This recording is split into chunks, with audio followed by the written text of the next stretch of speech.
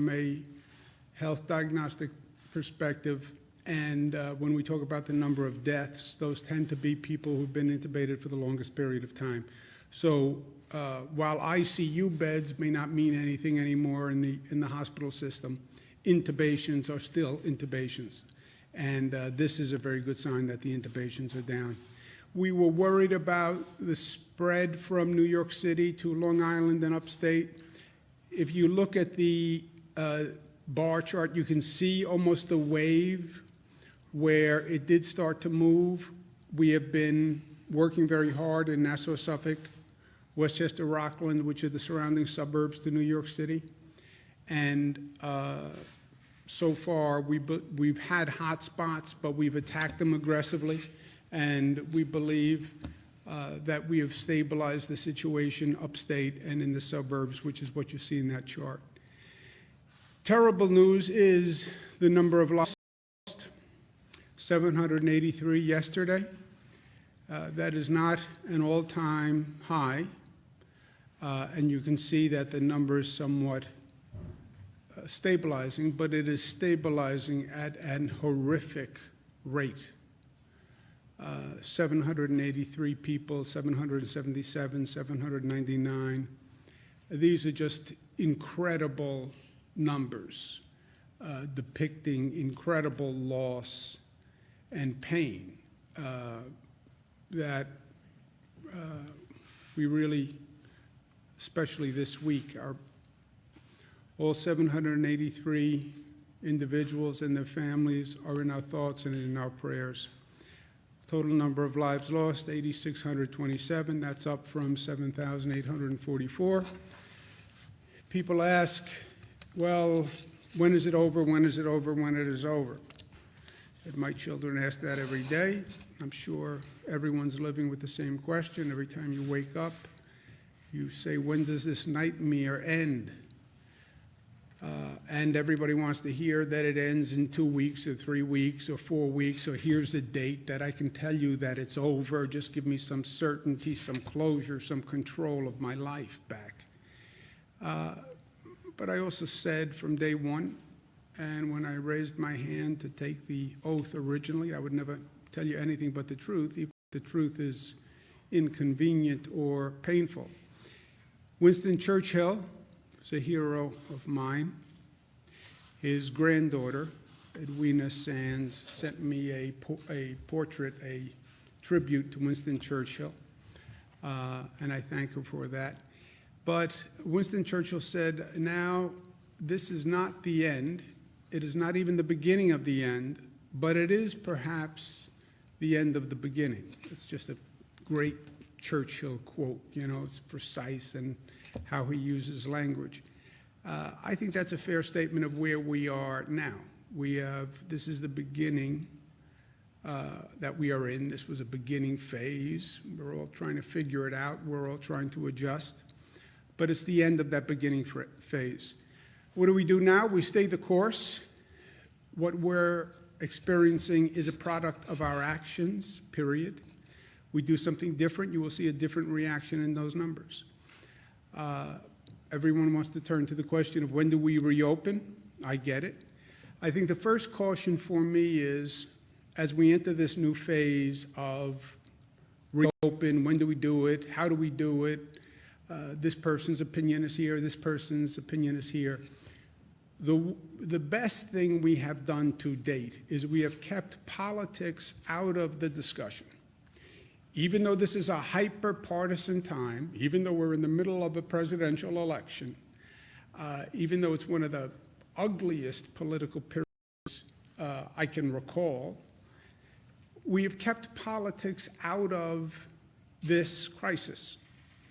And I've worked very hard to do that. I've worked very hard to keep myself out of the politics. I have no personal politics, not running for anything. I'm governor of New York, thank you, and that's where I'm going to stay.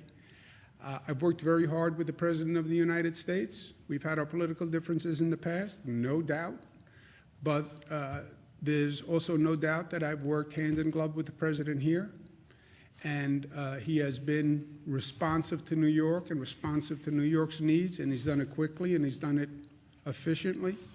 I've literally had conversations with him in the morning where he turned around a decision by that afternoon. I've been in the federal government. I know what it's like to make a decision. And he has really responded to New York's needs. So keep politics out of it.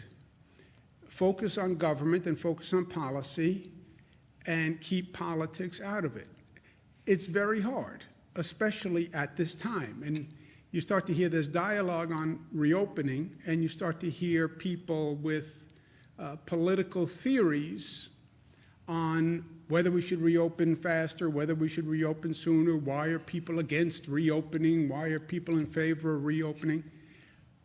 That is corrosive and destructive, and if we don't stop it, it will feed on itself. There are no political conspiracies here. All the projection models have basically said the same thing. Everyone has basically said the same thing, which is, first of all, no one has been here before. Second of all, everyone, all the experts, I didn't have an opinion because I'm not an expert, all the experts had higher projection numbers than we actually experienced. And they all said, caveat, government action could flatten the curve, but we don't know what governments will do, and we don't know if people will even listen to what governments will do. But almost all the experts, when you go back and look at it, had the same basic heightened fears. From the New York State projection point of view, Columbia University, highly credible organization, 136,000, New York City only. McKinsey, great organization, 110,000 statewide, 55,000 on a moderate level. Gates, 73,000. Gates funded, IHME, 73,000 statewide. The Gates funded model, I think, is the one that the White House most relies on now, currently. All of those models were projections. They all said, depending on what people do, not even government, what people wind up doing. But it wasn't just these academic private organizations. The White House task force was talking about 1.5 to 2.2 million deaths without mitigation. With mitigation, they were projecting 100 to 240,000 deaths as the best case scenario. This is the White House task force. The actual estimate has now been adjusted down, but they're still at 60,000 deaths that they're projecting. The Peter Navarro White House memo was talking about loss of life, 1 to 2 million souls. 1 to 2 million souls, infecting as many as 100 million Americans. CDC was talking about 160 million to 214 million people infected. The whole population is only 328 million. So the CDC was projecting that more than half the population would be infected. They were talking about 2.4 million to 21 million people being hospitalized. We only have 925,000 beds in the United States of America. How would you hospitalize 2.4 million to 21 million people? And that was the CDC. So there was no political conspiracy theory. There is no political conspiracy theory. It's uncharted waters for all of us. So let's focus on the facts, let's focus on the data, and let's make decisions that way. And also, if someone says, well, CDC was wrong, and the White House task force is wrong, and Peter Navarro is wrong, and Columbia is wrong, and Cornell is wrong, and McKinsey is wrong, and the Gates funded IHME, they were all wrong. If I'm representing them, I say it's too soon to tell. It's too soon for Monday quarterbacking, because the game isn't even over yet. What do you think we're in? Sixth inning for baseball? You think we're halftime if it's a football game? You don't know yet what the actual issue is going to be. And you don't know yet how this turns out, because many decisions have to be made.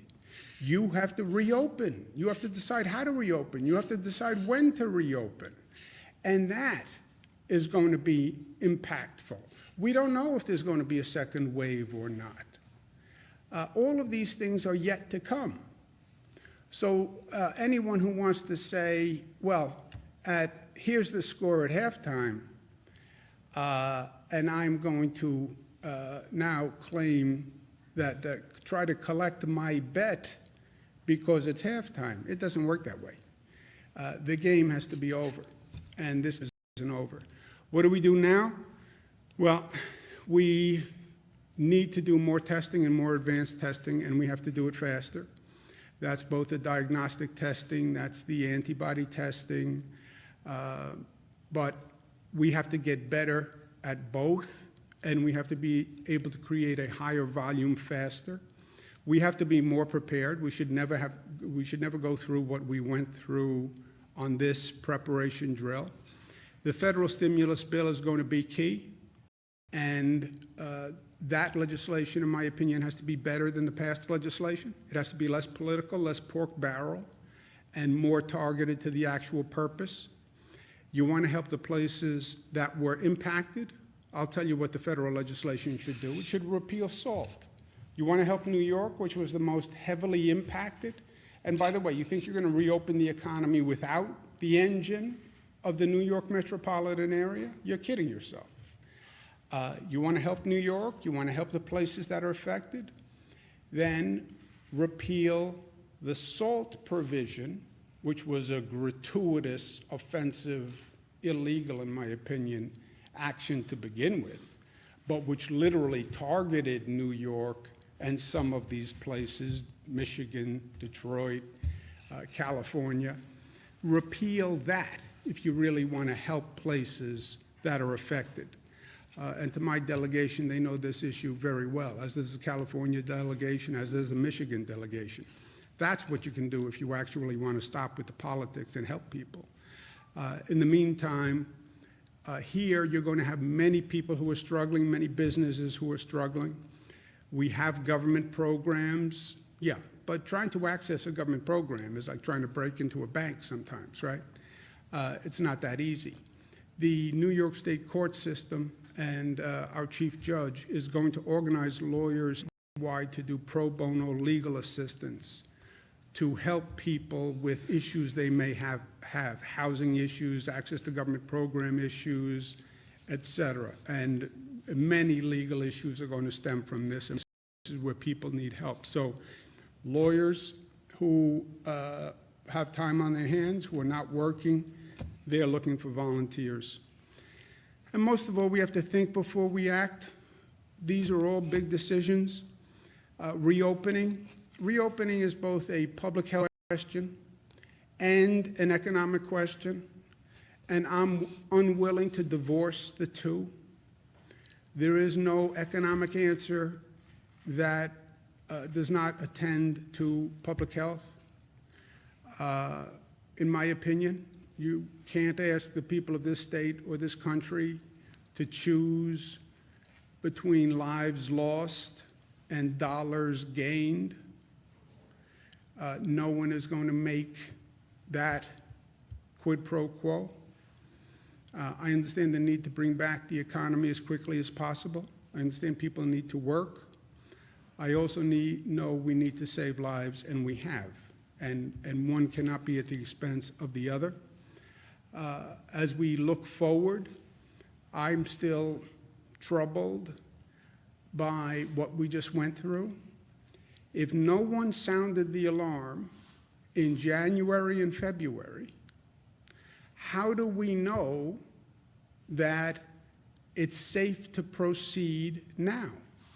There are stories and there is information that says Some of these places that reopened too quickly are now seeing a growth in the number of cases. They're seeing a growth in the infection rate again, or they're seeing a second wave. So there's troubling signs on the horizon. And I want to make sure that we know this time that we've learned from the other experiences. And we're going to be putting together in New York a team of the best minds that look at what happened in Wuhan, look at what happened in Italy on the reopening, and making sure that what we're doing is based on all the science available internationally. And what is the probability, what is the possibility of a second wave happening? What is the possibility of people re-experiencing the virus? There's some reports from South Korea. Let's understand, because it's fooled me once. It's one thing to make a mistake once, but this nation should not go through it again. And before we make these decisions, let them be informed by the experiences we're seeing all across the globe. But there's no doubt that what we're doing now is as impactful and as important as anything that has been done. This is a time where our actions literally will determine life and death. I've been in government most of my adult life, on many levels, through many circumstances. This is no doubt the most important period for government in my lifetime. There is no doubt about that, the decisions that we make now. Also the potential for the decisions we make now. These are big questions, and we should think about them, both in the short term and the long term. How do we reopen? What do we rebuild when we open? How do we do it? Did we learn the lessons from the past?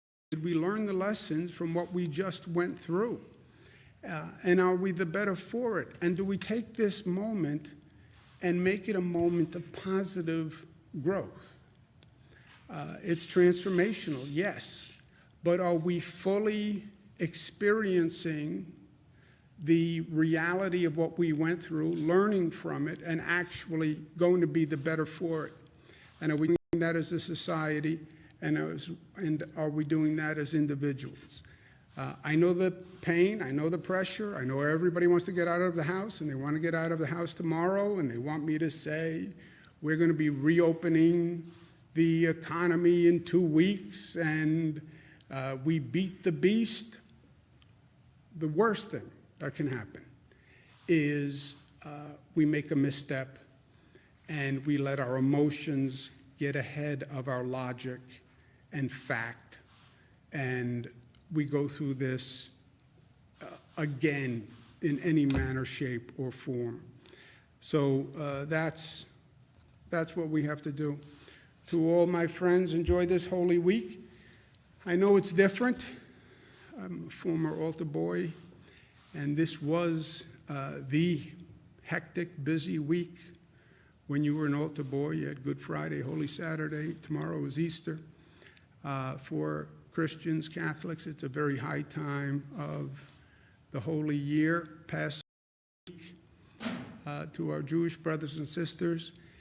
And it's, to say different, everything has been different, but not going to church, not celebrating, Palm Sunday was last Sunday, not celebrating Good Friday, Holy Saturday, Easter Sunday, is different and hard, but you know that it is the same message, right? Whether you do it from home, whether you do it over a television or through a computer screen, it's the same message. And if anything, that message is more profound during this situation than it normally is. New York pause. You know, we paused. We slowed down. The activity level slowed down. You reflect more. You think more. And I think that's important during this Holy Week. In the meantime, we stay New York tough, which is smart. which is united, which is disciplined, which is loving, and we're going to get through this. Questions? Governor, Mayor de Blasio canceled school for the rest of the year in New York City today. Can we get a reaction to that? And could that be a precursor of canceling school statewide, do you think? Yeah, I understand the mayor's position, which is he thinks schools should be canceled for the rest of the year. When we made the decision to close the schools, we made it for the entire metropolitan region. Suffolk, Nassau, New York City, Westchester, Rockland. You can't make a decision just within New York City without coordinating that decision with the whole metropolitan region, because it all works together. So we decided to close the schools. I spoke to Nassau, I spoke to Suffolk, spoke to New York City, spoke to Westchester, and we closed all the schools at once. Any decision to reopen them will also be a coordinated decision. The mayor has an opinion on New York City. Laura Curran, County Executive of Nassau, will have an opinion on Nassau. Steve Ballone will have an opinion in Suffolk. George Latimer will have an opinion in Westchester. But I want to coordinate all those opinions and reopen them at the same time. I'd also like to ideally coordinate that with Connecticut and New Jersey. So whatever we do all at the same time. So I understand the mayor's position, which is he wants to close them until June. And we may do that, but we're going to do it in a coordinated sense with the other localities. It makes no sense for one locality to take an action that's not coordinated with the others. So is that action invalid? Well, that's his opinion, but he didn't close them and he can't open them. It happened on a metropolitan-wide basis, and we'll act on a metropolitan basis, coordinated with Nassau, Suffolk, Westchester. And ideally, I'd like to coordinate with New Jersey and Connecticut if we can. The New Jersey and Connecticut coordination is not a legal matter. It's a mutual basis of interest. Legally, I want the metropolitan area coordinated. I don't want Suffolk doing something that Nassau doesn't do, that New York City doesn't do, that Westchester doesn't do. But just to clarify for parents in the New York City metropolitan region who have kids in public schools, should they anticipate them going back to school, or is school off? There has been no decision. That's the mayor's opinion. I value it. I value Laura Curran's opinion, Steve Ballone's opinion, George Latimer's opinion, but the decision will be coordinated among all of them. Could you please speak to any more specifics about the outreach effort from the court? So there has been no decision, Jesse, on the schools. I understand the mayor's position is also businesses will probably open in May. I respect his opinion on opening businesses in May. Again, no decision has been made on whether or not businesses will open. And we're not going to open any businesses in New York City without coordinating it, same as the schools, Nassau, Westchester, Suffolk, and again, hopefully with New Jersey and Connecticut. So there's been no decision on businesses. The mayor's position is they might open in May. I get it. Laura Curran has a position, Steve Ballone has a position. And on schools, the same thing. There's been no decision on schools. Could you please provide any more specifics on the court's outreach efforts to pro bono lawyers? You know, what services are you wanting them to connect with, and when do you think those services become on? Look, you're going to have a host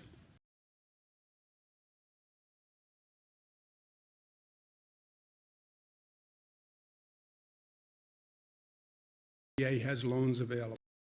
Yeah, look at an SBA loan application and tell me how easy it is to fill out. All these federal programs that have been set up. Yeah, but you have to figure out how to access each one. By the way, just accessing like the simple programs like the SNAP food stamp program, you're dealing with bureaucracies and applications. So there's a host of need on the legal front. We're hearing about it all across the board. The court system with Chief Judge Janet DeFiore, working with the New York State Bar Association, are just asking for volunteers, lawyers who are volunteers, to help with the myriad of issues. They'll coordinate it. They need the legal volunteers first, so they're asking for the lawyers to come forward, and then they'll put them together with the clients who come forward. Anyone have anything more on Mr. Robin? Governor, was the extra 600 a one-time thing for those on unemployment, and also the 200 million you had announced for low-income households and food? How is that being distributed, and what can they expect? Who wants to answer that? Rob? The 600 will continue right through the period, through the 39-month period, and then potentially after December 31st, there could be an additional 600 after that, but we're waiting for that. And the 200 million for the food and low-income households, how's that being distributed? Rob? Which 200, I'm sorry, which 200 million? 200 million that was announced yesterday and the day before for The funding, food. the SNAP funding. I Oh, think. that's going to go through the normal program through the agencies that will all go out immediately. Is that also backed up in a similar way to the unemployment system, or is that firing at all cylinders? Separate, that's moving along. We haven't had any issues. That's moving. Dan? There's a poll a few days ago that basically said it's Fight Club for Growth, saying that Democrats want to see you replace Joe Biden on the ticket. I'm wondering your reaction and what you think of, that. Would you consider doing that? Democrats would like to see me replace Joe Biden on the ticket.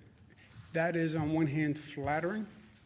On the other hand, it is irrelevant. But to the extent it's flattering, I appreciate it.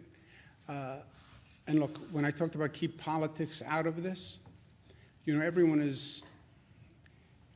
has been, I hope it's changing, but everyone has been very suspicious of government and government officials, politicians. It's always about their politics. They're always trying to take the next step on the ladder.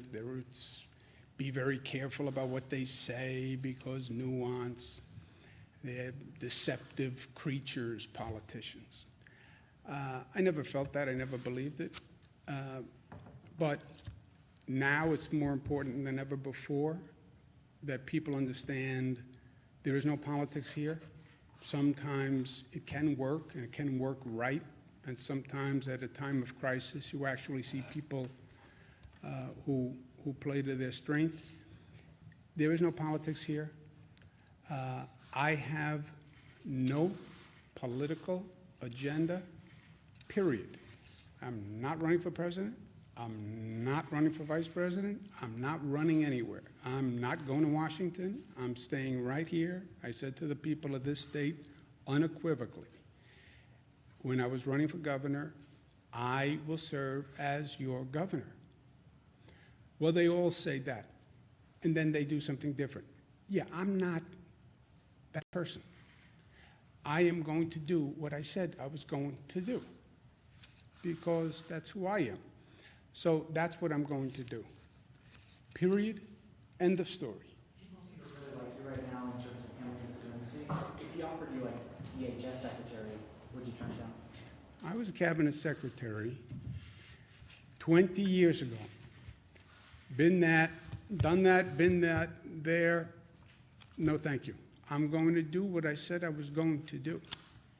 I don't know why it's so hard to accept from an elected official what they said and actually believe in sticking to it. No president, no vice president, no going to Washington to serve as the cabinet. I said I did it. 8 years with the Clinton administration. I loved it. It was a great experience. I was HUD secretary, Housing and Urban Development secretary, worked all across the country, worked in every state in the United States, loved the experience, but I have probably the most important job to me that I could have, and probably more important than ever, to stay home, well, and close my business.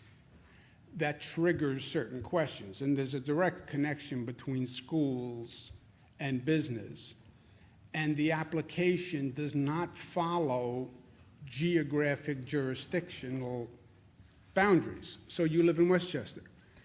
how do I tell businesses to close in one area unless I address all the issues in the surrounding areas, right?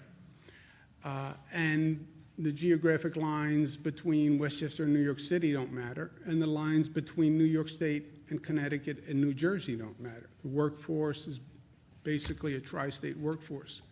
So coordinate school and business and coordinate geographically and make the decision based on the facts at the time. I reject any elected official or any expert who says, I can tell you what's going to happen for 4 weeks today. I reject it. I mean, you looked at all the models. So, I mean, I accept it, I hear it, but I'm not prepared to act on it. So I talked to all the county executives. They're all elected by their constituents. They all have an opinion. Some people believe the businesses will open in May, Mayor of New York City. Some people think we should open them in 2 weeks. Some people think we should keep them closed until June. I hear it all. We'll discuss it. We'll coordinate it. But at the end of the day, the decision must be, at a minimum, for the metropolitan area, hopefully statewide, ideally regional, with Connecticut and New Jersey. So that's my goal. Coordinate school and business, minimum metropolitan area, New York City suburbs, hopefully statewide, and it's a little bit of a different situation upstate than downstate, and I hope it stays that way. Ideally, I'd like to do it with Connecticut and New Jersey. So, just to be clear, though, are you saying that it's your legal authority to make the decision on New York City schools, not Bill de Blasio's? It is my legal authority in this situation, yes. That's why when I closed them, we closed them statewide. It was not just New York City that we closed. We closed at that same time the island and the northern suburbs, and then we coordinated all of upstate. Is that right? Yeah, and Jesse, remember when we did the executive order with the 180-day waiver? School districts need a waiver if they're going to have less than 180 days of school, and so we said that we're setting them all at the same time. Everyone's on the same schedule. New York Pause is extended through April 29th. Everyone's on the exact same schedule, and when we extend that, that's when we extend the 180-day waiver. And then coordinated. I don't see how. I understand the debate on when to reopen schools. I understand the debate on when to reopen businesses. I don't understand how you would start businesses in May but not open schools until June, but keep schools closed until June. I don't get that. I think you have to coordinate the business with the schools, because schools do education. Schools also do daycare effectively for a large percentage of the New York City population. So how can you say to people, I think you're going to go back to work in May, but the schools are going to continue to be closed, so figure out what to do with your children during the day, but you're going to have to go to work in May. How do I go to work, but if my kids are home?